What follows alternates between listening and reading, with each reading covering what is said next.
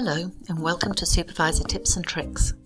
Have you ever had the problem where you've imported a block model, you can see it in the data tree but can't select it when trying to create a grade trend or swath plot?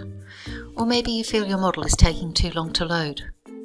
Well, this is the first of a two-part series where I'm going to share some tips for importing block models, which I hope you'll find useful.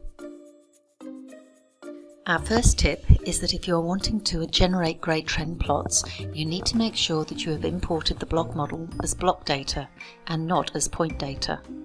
This is probably the most common mistake people make, and it means that although data is loaded and can be used to generate other plots, it doesn't appear in the source data list for model validation.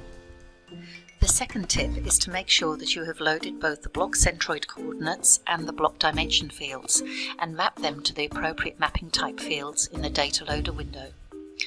Note that the mapping type fields for the block dimensions are X-Inc, Y-Inc and Z-Inc.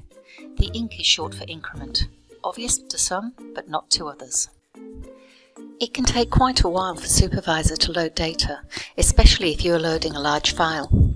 The reason for this is that the software is working out each block size present and the number of blocks in each direction. So our third tip is, unless you need to analyze data within the waste, only import blocks within the mineralized envelope. This could significantly reduce loading time. For more tips on loading block models, check out the second video, which you'll find in the YouTube library.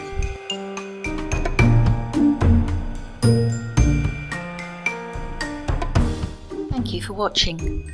Please let us know if you found this video useful by clicking like. For more information or to make a suggestion for other tips and tricks videos, click on the link in the description below.